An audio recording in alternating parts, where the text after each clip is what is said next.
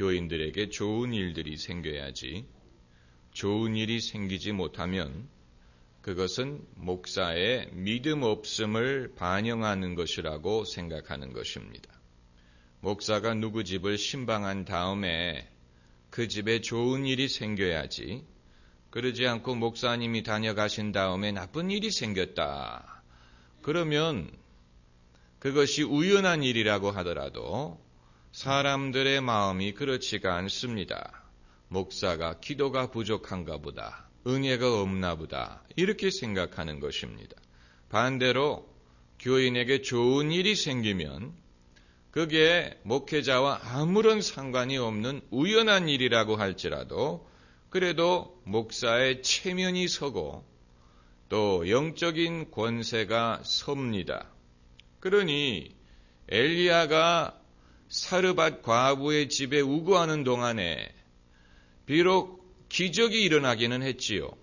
밀가루가 닿지 않고 기름이 없어지지 않는 기적을 경험하면서 살고 있지만 그러나 아무리 그런 축복을 경험하더라도 사르밧 과부의 아들이 병들어 죽었다고 했습니다. 사실 그 당시에 사람들의 평균 수명은 지금과 비교했을 때 엄청 짧았을 것입니다. 중세 시대에도 사람의 수명이 40세를 넘지 못했다. 평균 수명이.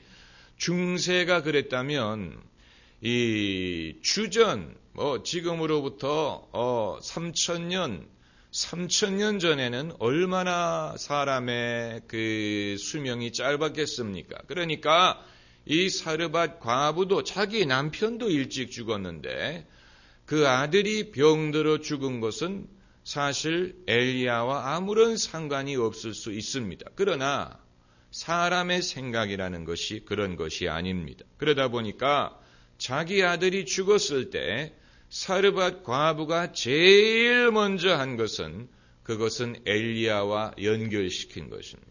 엘리야가 우리 집에 왔기 때문에 내 아들이 이렇게 되었다. 이렇게 생각하는 것입니다. 그래서 그의 입에서 나온 말이 오늘 본문에 그가 말하기를 하나님의 사람이여 당신이 나로 더불어 무슨 상관이 있기로 내 죄를 생각나게 하고 또 내 아들을 죽게 하려고 내게 오셨나이까. 그러니까 사르밧 과부는 엘리야가 영력이 부족하다든가 무슨 기도가 부족하다든가 은혜가 부족하기 때문에 이런 일이 생겼다고 생각하는 것은 아니고 오히려 엘리야가 자기 삶에 찾아왔기 때문에 하나님도 자기 삶에 가까이 오고 그런 바람에 그들의 죄를 하나님이 벌하셨다. 이런 식으로 생각하는 것입니다. 그런데 그 사연은 둘째치고라도 일단은 엘리야가 자기 집에 찾아왔기 때문에 이런 일이 생겼다라고 생각을 하는 것이 아닙니까? 그러니까 우리말로 속된 말로 하면은 채수가 없어도 이렇게 없을 수가 없는 것입니다. 엘리야가 채수 없는 사람이에요. 하나님의 사람이라는 사실이 이 여인에게는 죄인에게는 기쁜 소식이 되지가 못한다고 생각하는 것입니다. 이제 이것이 일반적으로 사람들이 하나님에 대해서 갖고 있는 생각입니다. 하나님은 의로우신 분이고 우리는 죄인이고 그렇기 때문에 하나님이 우리에게 가까이 오시는 것은 결코 즐거운 일이 될 수가 없는 것입니다. 죄인에게 의로우신 하나님이 가까이 온다면 결과는 하나밖에 없다고 생각하는 것입니다. 벌을 받는다. 하나님이 내 죄값을 물으실 것이다. 이것이 일반적인 사람들의 생각이고 이방인의 생각이고 그리고 복음을 알지 못하는 사람들의 생각입니다. 그게 사실이라면 하나님을 멀리하는 게 차라리 낫지요. 하나님과 상관이 없는 것이 낫고 또 주의 종과 상관이 없는 것이 낫고 교회와 상관이 없는 것이 나을 수 있습니다. 여러분 예수 안 믿는 사람들이 예수 믿는 사람이 가까이 오면 재수 없다. 이런 말을 할 때가 있지요. 부정 탄다. 이런 말을 하는 이유가 그냥 싫어서가 아니고 거룩하신 하나님이 죄인에게 가까이 오면 좋은 결과가 있을 수 없다고 생각을 하니까 예수 믿는 사람도 가까이 오는 것을 꺼리는 것입니다. 그런 식으로 우리가 생각을 하면 그들의 입장이 이해가 안 되는 것이 아닙니다. 왜 그들이 예수 믿는 사람들을 꺼리고 또 하나님을 두려워할까? 그것은 오늘 본문의 이 여성, 이 사르밧 과부가 이방 여성입니다. 시돈 사람입니다. 이스라엘 사람이 아니고, 그렇기 때문에 그가 하나님을 일컬을 때 당신의 하나님 여호와 이렇게 부르는 것도 이방인이기 때문에 그런 것입니다. 그런데 이방인이 아니고 유대인이더라도 일반적인 사람들이 갖고 있는 생각은 비슷할 것입니다. 하나님 하면은 일단 두렵고 또 어렵고 또 내 죄가 생각이 나고, 그리고 하나님이 나와 상관하신다면 벌 주는 것이라든가 나의 죄를 지적하는 것이라든가 그런 것 이외에는 생각나는 것이 없지요. 그렇지 않습니까? 이것은 교회 다니는 사람들도 비슷한 일입니다. 성도들과 제가 신방 가서 식사할 때 흔히들 아마 장난, 농담이 섞인 것이겠지요. 그러나 앞에 앉지 않으려고 하지 않습니까? 목사님 앞에 안 앉으려고 합니다. 그게 이제 여러 가지 이유가 있을 수 있겠지만, 부담스러운 그런 면이 있는 것인지. 저도 옛날에 저희 집에 종종 신방을 오시는 목사님이 계셨는데, 그분은 제가 봤던 어떤 목사님과 다른 면이 예언의 은사가 있었어요. 그래서 예언 기도를 해주시는 그런 목사님이었습니다. 그런 분들이 정말로 필요하지요. 그 이외의 목사님들은 그냥 와서 점잖게 예배만 드리는데 이분은 예언 기도를 해줍니다. 그래서 그 목사님이 저희 집에 신방 오신다는 말을 들으면 저는 회개 기도부터 했습니다. 회개부터 했습니다. 왜냐하면 그러지 않고 그분이 안수 기도 해주면 두렵지 않습니까? 그게 일반적인 사람들의 생각인데, 그래서 일반적으로 사람들이 하나님에 대해서 생각하는 것이 하나님은 거룩하고 의로우신 분이고 나는 죄인이다. 그렇기 때문에 하나님이 내게 가까이 오는 것이 결코 좋은 결과를 가져올 수 없다. 이렇게 생각을 합니다. 이것이 틀린 생각은 아닙니다. 그러나 반쪽 진리입니다. 그게 중요한 것입니다. 반쪽 진리예요. 나머지 반의 진리는 복음을 통해서만 얻을 수가 있습니다. 그 나머지 반의 진리가 뭐냐?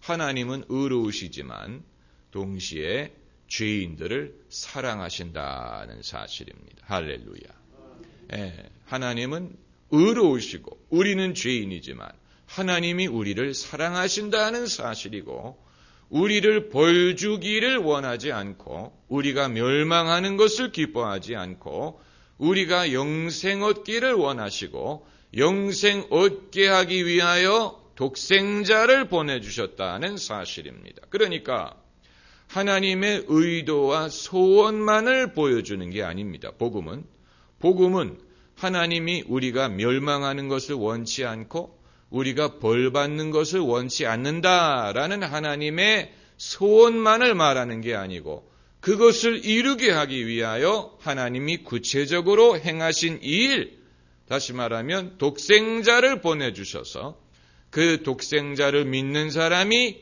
영생을 얻게 하셨다. 이것을 전하는 것이 복음입니다. 그러므로 복음을 모르는 사람은 반쪽 진리만은 알고 그래서 하나님을 두려워합니다. 하나님을 두려워합니다. 요한 1서 4장 18절에 사랑 안에 두려움이 없고, 어디에 두려움이 없어요? 사랑 안에 두려움이 없고 온전한 사랑이 두려움을 내어 쫓나니, 온전한 사랑은 하나님을 말하는 것입니다. 우리의 사랑은 온전치 못합니다. 아무리 애를 써도 우리의 사랑이 온전해질 수 없습니다. 그러므로 성경이 온전한 사랑, perfect love라고 할 때는 하나님의 사랑을 말하는 것입니다. 그러므로 무엇이 두려움을 내어 쫓느냐? 하나님이 두려움을 내어 쫓습니다. 하나님의 사랑이 두려움을 내어 쫓습니다. 그래서 온전한 사랑이 두려움을 내어 쫓나니 두려움에는 형벌이 있음이라. 약간 애매한 번역입니다. 그 말은 두려움은 형벌을 두려워하는 것이다 라는 거죠. 형벌, 사람이 두려워하는 것은 형벌을 두려워하는 것입니다. 하나님의 사랑을 알지 못하기 때문에. 그래서 그 두려움을 내어 쫓는 유일한 길은 온전한 사랑, 예수 그리스도란 얘기입니다. 예수 그리스도의 사랑을 알게 될 때만이 형벌에 대한 두려움을 내쫓을 수 있다는 얘기입니다. 그렇기 때문에 예수님이 오셨을 때 해주신 일이 병자를 고쳐주는 일이었습니다. 왜냐하면 사람들의 일반적인 인식은 사람이 병들고 죽는 이유는 죄 때문이다라고 생각하기 때문에 예수님이 인간을 구원하시고 죄인을 구원하신다는 것을 보여주는 가장 확실한 방법은 그들의 병을 고쳐주는 일입니다. 여러분, 우리나라가 해방할 때, 1945년 해방할 때 국민 중에 글을 읽을 줄 아는 사람이 몇 프로였는지 아십니까? 국민의 18%입니다. 18%가 글을 읽을 줄 알았습니다. 그 말은 크리스찬들도 성경을 읽을 줄 아는 사람은 소수에 불과했다는 얘기예요. 그게 과거 우리 민족의 크리스찬들도 마찬가지입니다. 1907년에 평양 대부흥이 일어났을 때 그 평양 교인들 중에 성경을 읽을 줄 아는 사람은 극소수에 불과했습니다.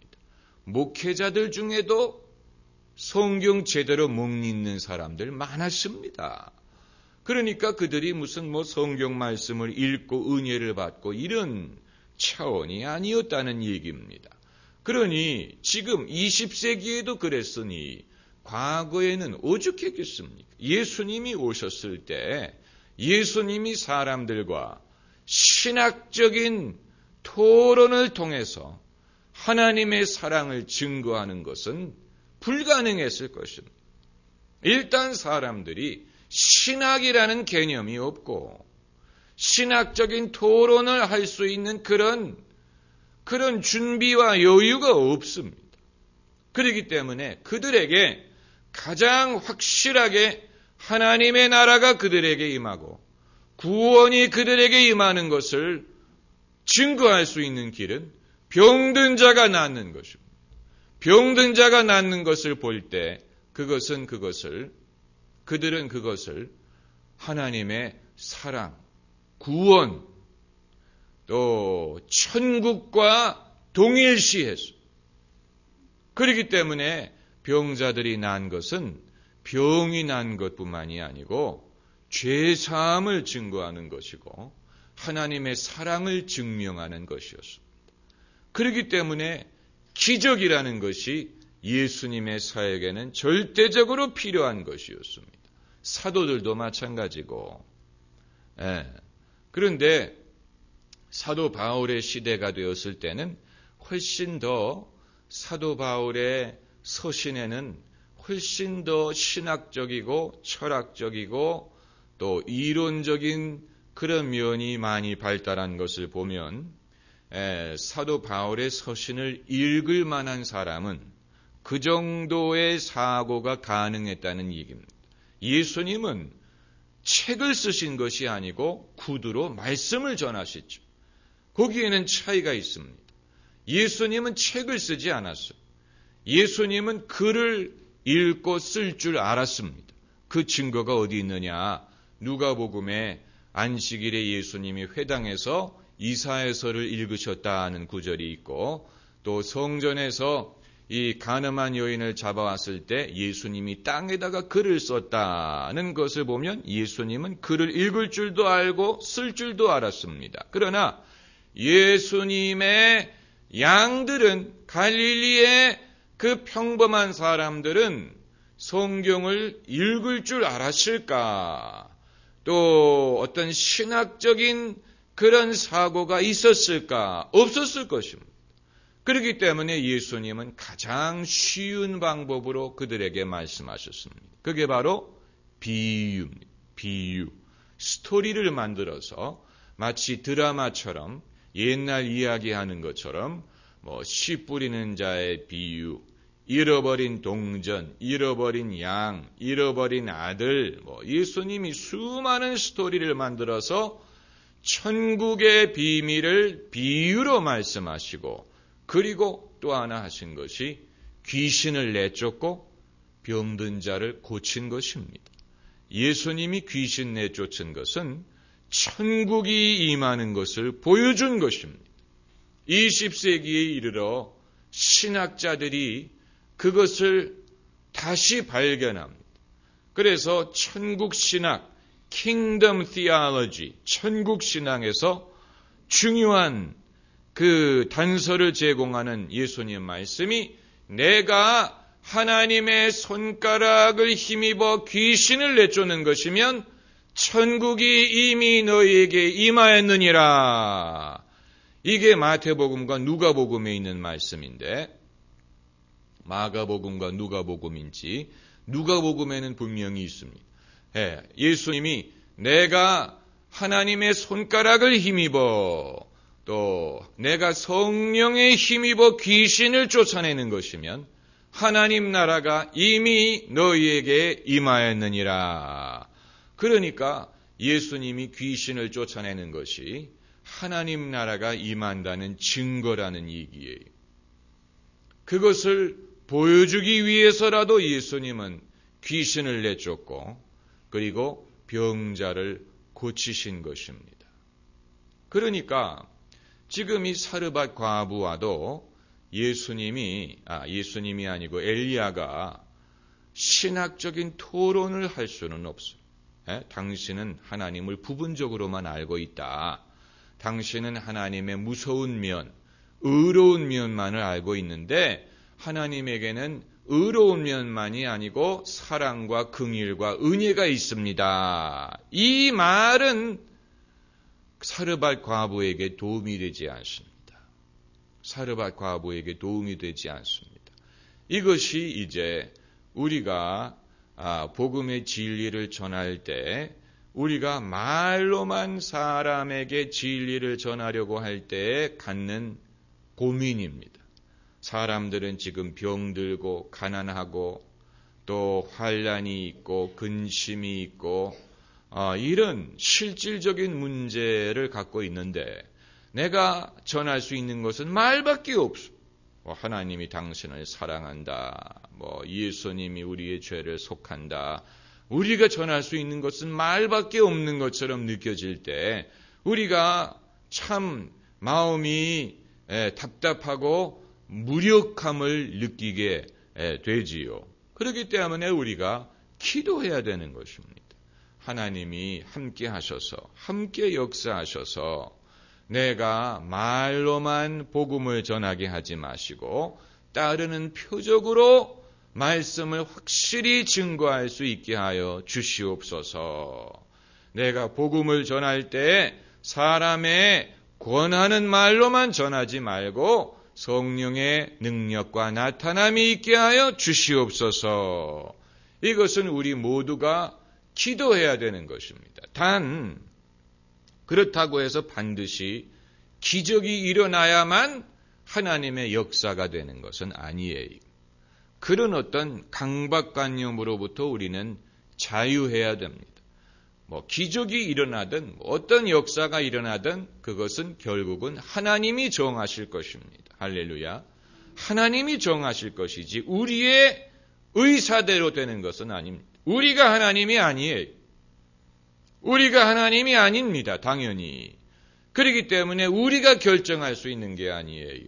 결정권은 우리에게 있는 것이 아니고 우리는 오직 하나님께 구하는 것뿐이고 믿는 것뿐이고 그리고 결정은 하나님이 하실 것입니다. 하나님이 하실 것입니다.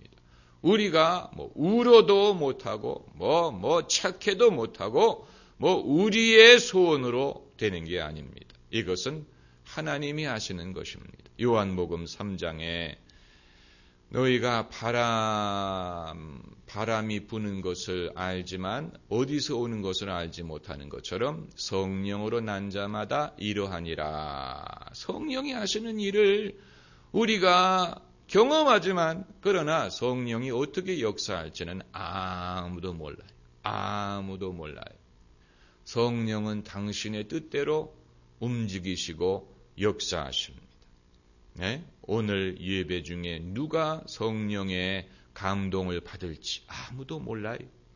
네, 그건 하나님이 정하시는 것입니다. 그래서 어떤 날은 A가 은혜를 받고 어떤 날은 B가 은혜를 받고 어떤 날은 A와 B가 늘 은혜를 받고 은혜 받는 사람은 늘 은혜 받고 은혜 못 받는 사람은 늘 못 받는 것 같은데 그것도 하나님이 하시는 일입니다. 그러므로 왜 하나님은 은혜를 주는 사람에게만 주느냐 그렇게 탓하지 말고 여러분도 은혜를 받을 만한 사람이 되세요. 마음볼을 고치면 됩니다. 마음볼을 고쳐서 비판적인 마음, 냉소적인 마음, 또 남을 탓하는 마음, 이런 마음을 버리고 어린아이처럼 순전한 마음을 갖게 되면 어린아이들은요 쉽게 믿고 쉽게 신뢰하고 어린아이들은 쉽게 잊고 쉽게 용서합니다. 여러분, 자녀가 부모의 실수를 용서해 주니 망정이지. 그러지 않고 자녀들이 부모의 실수를 다 기억한다고 생각해 보세요. 그 자녀들 제대로 자라날 수 있겠습니까? 자녀가 부모의 실수를 용서해 주니 망정이. 부모의 허물을 자녀들이 용서해 주고 사랑해 주니 그게 부모에게 축복인 줄로 믿으시기 바랍니다. 자녀들이 그 순전하고 착해서 부모가 잘못하는 것을 용서해주고 잊어버리니까 그나마 부모가 살지. 그러지 않고 어른처럼 엄마 내가 1살이었을 때 내가 울어도 관심도 갖지 않고 전화만 하더라. 이런 식으로 나한테는 관심도 안 갖고 동생만 예뻐해주고 그러더라. 이러면 다 그 기억하고 있다고 생각을 해보세요. 내가 2살 때, 내가 그날 화요일이었는데, 이런 식으로, 나는 아프고, 몸이 아픈데 엄마는 약속 있다고 나가더라. 이런, 아빠는 나하고 놀아주지도 않고, 이런 거 다 기억한다고 생각해 보세요. 어느 부모가 설 수 있겠습니까? 그러니까 예수님이 너희가 돌이켜 어린아이와 같이 되지 아니하면 천국에 들어가지 못하리라. 왜 다 일리가 있는, 왜 이유가 있는 말씀? 왜 예수님이 어린아이처럼 돼야 된다고 말씀하셨느냐? 어린아이들에게는 철이 없고, 부주의하고, 그런 게 있지만, 그러나 어린아이들은 쉽게 믿고, 쉽게 의지하고, 또 용서하고, 사랑하고, 정말로 자녀들은 누가 오른뺨을 치면 왼뺨을 돌리는 그런 마음이 있습니다. 7번에 70번이라도 용서하는 것이 어린아이들이에요. 어른들이 그것을 못하지요. 어른이 되면서 그것을 못합니다. 그래서 신학적인 토론은 이 여인에게 도움이 되지 않습니다. 그래서 엘리야가 그에게 이 19절을 보면은 엘리야가 저에게 그 아들을 달라 하여 그를 그 여인의 품에서 취하여 안고 부모가 자기 자녀를 싸고만 있어가지고는 하나님의 역사가 그 자녀에게 온전히 임하지 못합니다. 어느 순간에는 부모가 자기의 자식을 자기의 품에서 이제 하나님의 관할로 넘겨드려야 될 필요가 있습니다. 그래서 엘리야가 그 아들을 내게 달라. 그래가지고 그 어미의 품에서 취하여 안았어. 그리고 자기의 거처하는 다락에 올라가서 자기 침상에 누이고, 사무엘도 아무리 그 어머니가 사무엘이 태어나기 전에 사무엘을 하나님께 바쳤더라도 그것으로 사무엘이 하나님의 역사를 경험할 수 있는 게 아니고 사무엘을 성전에 바쳐야 해. 엄마의 품에서 떠나보내가지고 성전에 맡기니까 거기서 하나님이 당신을 사무엘에게 계시하실 수가 있었던 것입니다. 그래서 여호와께 부르짖어 가로되 나의 하나님 여호와여 주께서 또 내가 우거하는 집 과부에게 재앙을 내리사 그 아들로 죽게 하셨나이까 하고 그 아이 위에 몸을 3번 펴서 엎드리고 여호와께 부르짖어 가로되 나의 하나님 여호와여 원컨대 이 아이의 혼으로 그 몸에 돌아오게 하옵소서.